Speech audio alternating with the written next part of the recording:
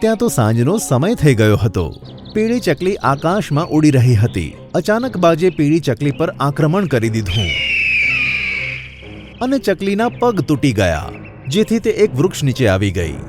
તે જ વૃક્ષ ઉપર સુરીલી ચકલી બેસીને સુરીલા અવાજમાં ગીતો ગાતી હતી।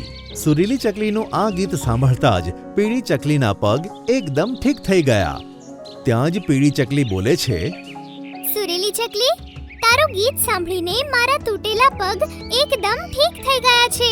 તું એક જાદુઈ ચકલી છે। તારા અવાજમાં એક જાદુ છે। મને નહોતી ખબર કે હું એક જાદુઈ ચકલી છું।